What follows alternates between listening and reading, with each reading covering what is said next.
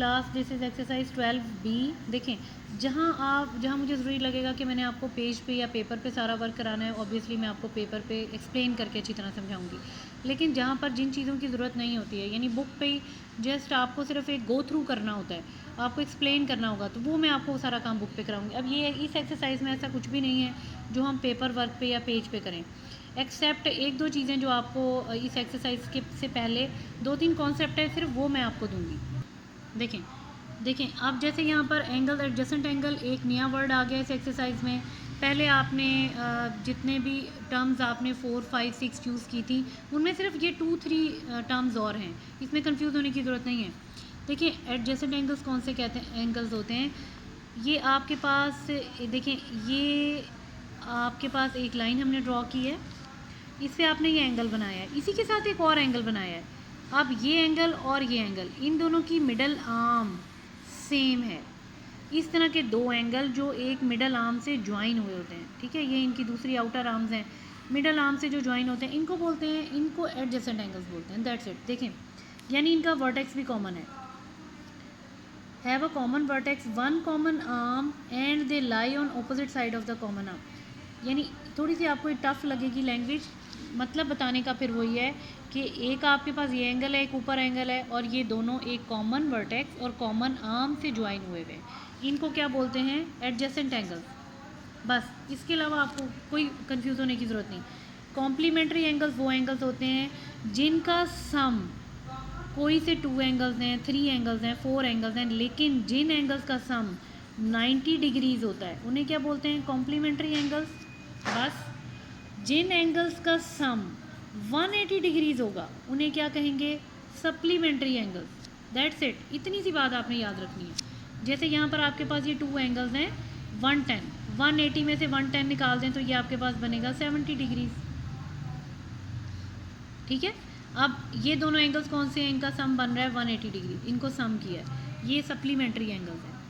और ये adjacent angles क्यों हैं, क्योंकि एक ये एंगल है, एक ये एंगल है, इनका वर्टेक्स ये वर्टेक्स होता है, पॉइंट, सेंटर पॉइंट वो भी सेम है, एक आर्म भी बीच में कॉमन है। अदरवाइज़ ये एंगल इस तरह से थे, एक एंगल यूँ है और एक एंगल यूँ है, ऐसे ही है ना, दोनों अलग अलग हैं। एक आपके पास 110 का है और एक आपके पास 70 का है। इनको देखिए, एक ये दोनों अलग अलग अभी मैंने बना के दिखाए हैं, लेकिन जब इन्हें हम ज्वाइन कर देंगे तो वो ये बनेंगे, और इन एंगल्स को क्या बोलेंगे, एडजेसेंट एंगल। अब सप्लीमेंट्री एंगल्स कौन से हैं, जिन एंगल्स का सम 180 डिग्रीज बनता है। अब आगे आ जाएं वर्टिकल ऑपोजिट एंगल्स, ये मैं आपको बता चुकी हूँ। यानी ऐसे ये क्रॉस में आपके पास, या एक लाइन है उसको एक लाइन क्रॉस कर रही है, ये एंगल जो भी होगा इसके नीचे का एंगल भी आपके पास वही बनेगा। सपोज़ ये आपके पास 100 है तो ये भी 100 बनेगा, और जो एंगल आपके पास ये बनेगा वो इसके सामने वाला होगा। इनको क्या बोलते हैं, वर्टिकली ऑपोजिट एंगल। इसके अलावा इन 3-4 चीज़ों के अलावा इस एक्सरसाइज में, एक्सरसाइज 12B में समझाने वाला कुछ भी नहीं है। एक बात और भी यहाँ बताई हुई है एक्स्ट्रा, कि जो मैं आपको लास्ट लेक्चर, प्रीवियस लेक्चर में बता चुकी हूँ, किसी भी ट्राइंगल के इनर 3 एंगल्स का सम 180 डिग्रीज के बराबर होता है। ये रूल है, ये नोट डाउन कर लें। जिस तरह से मैंने हाईलाइटेड बार से किया हुआ है, आप लोग भी अपनी बुक पे इस तरह से हाईलाइट कर लिया करें, ताकि आपको ये भी क्लियर है कि ये चीज़ें आपने पढ़ी थी और आपको समझाई गई थी, और ये इनके मेन पॉइंट्स हैं। अब आते हैं 12B की एक्सरसाइज पे, फिल इन द ब्लैंक्स पे। देखें सबसे पहली ब्लैंक क्या है, line from an angle of 90 degrees. जो लाइंस 90 डिग्रीज का एंगल बनाती हैं उन्हें कौन सी लाइंस बोलते हैं, perpendicular lines. Is it clear. अब देखें, dash lines maintain a constant distance. वो कौन सी लाइंस होती हैं जो आपस में कांस्टेंट डिस्टेंस रखती हैं, रेलवे ट्रैक है और वट आपके पास रोड है या वट उनको बोलते हैं पैरेलल, ठीक है। थर्ड पॉइंट पे अब आप देखें, यहाँ आपको कहा हुआ है when transversal intersect two parallel lines. देखें पैरेलल लाइंस हैं, उसको एक ट्रांसवर्सल ने इंटरसेक्ट किया है, यही कहा जा रहा है ना आपको। व्हेन अ ट्रांसवर्सल, ये ट्रांसवर्सल है, इंटरसेक्ट टू पैरेलल लाइंस, ये 2 पैरेलल लाइंस, तब उन्होंने कहा dash interior angles are form. Interior अंदर के कितने एंगल बनते हैं, 1 2 3 4, सॉरी ज़रा ज़्यादा ही छोटा छोटा हो गया, दोबारा कर लेते हैं, ज़रा खुला करके कर लेते हैं। ये ट्रांसवर्सल आ गया, ठीक है। तो ये 1 1 2 3 एंड 4, 1 2 3 4, इंटीरियर कितने एंगल बनेंगे 4, ठीक है। अब देखें when a transversal intersect two parallel lines alternate angles are equal. Alternate angles कौन से बनते हैं देखें, मैं सिर्फ इस एक को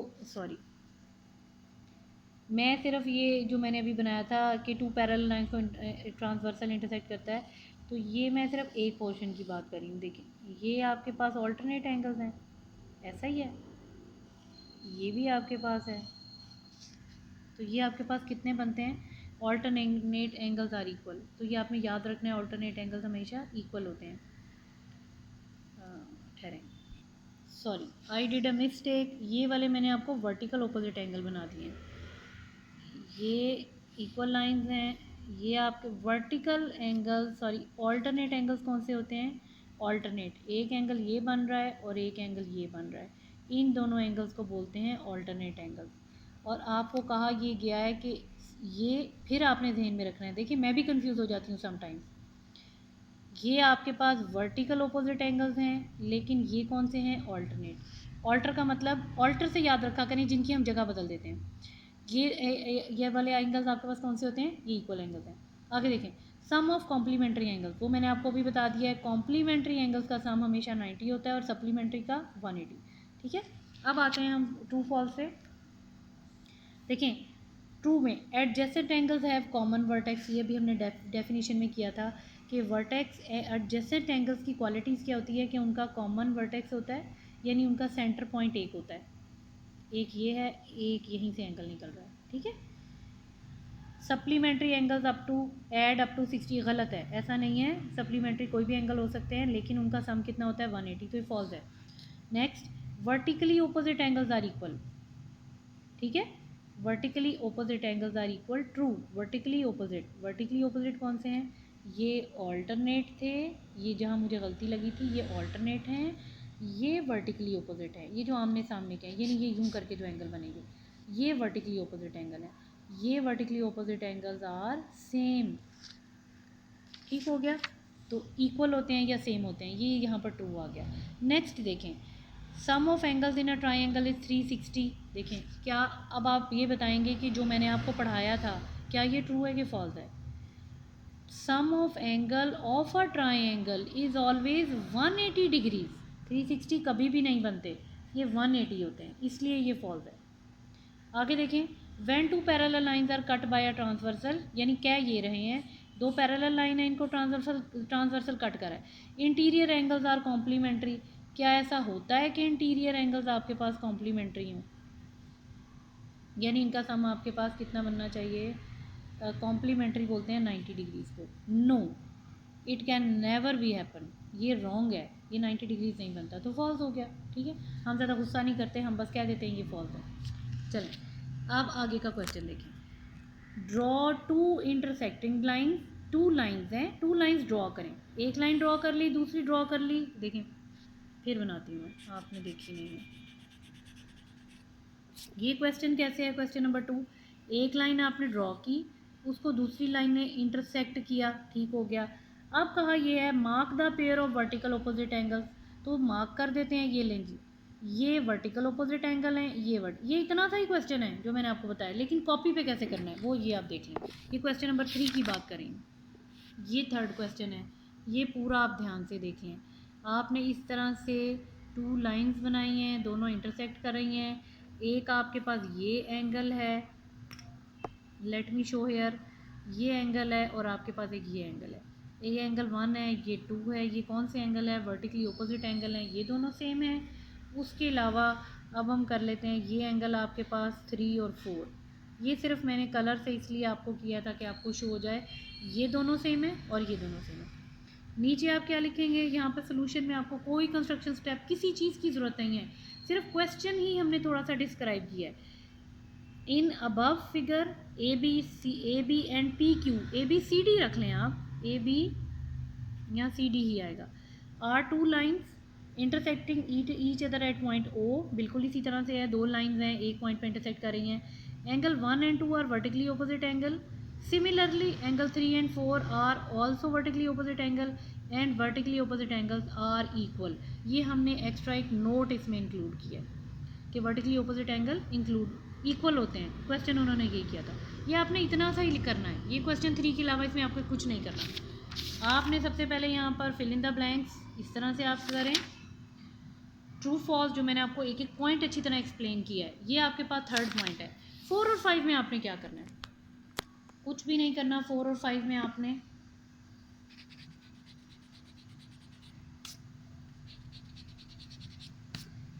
सिंपल आप प्रोटेक्टर पकड़ें।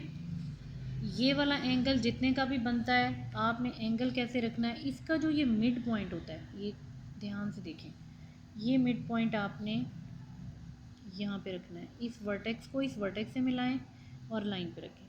अब इस एंगल की भी मेजरमेंट कर लें, ये आपके पास 33 बनता है ऑलमोस्ट, ठीक है। उसके अलावा अब एक ये वाली आर्म है, तो वर्टेक्स आपने अब ये वाली आर्म है, ठीक है। अब वर्टेक्स आपने यहाँ पे रखना है और ये वाली जो लाइन है वो इस लाइन के साथ आनी चाहिए। ये देखें, होपफुली आपको नज़र आ रहा है। ये देखें, तो ये कितने का एंगल बन रहा है?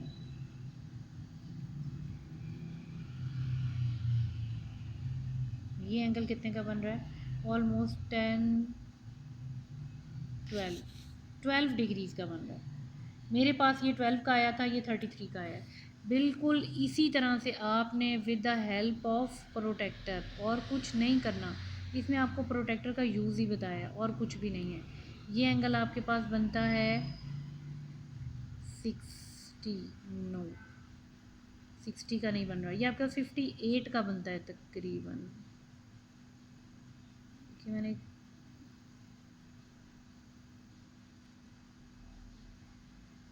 ये आपके पास 59 का बनता है, क्योंकि 60 से ये अगर आप गौर से देखें तो ये जो 2 लाइंस हैं देखें, ये पूरी 60 पे नहीं आ रही।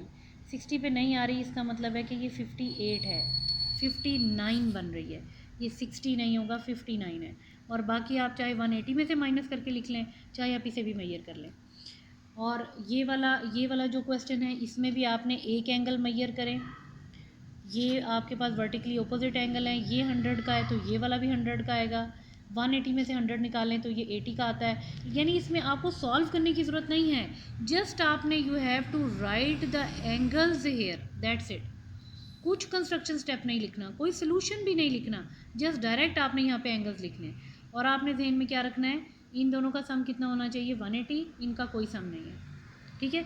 इस लाइन के ऊपर ये जो दोनों एंगल बन रहे हैं, इनका सम कितना होगा? 180, और इन दोनों का सम कितना होगा? 180। इससे ये आपके लिए एक कंफर्म करने के लिए मैं आपको ये बता रही हूँ।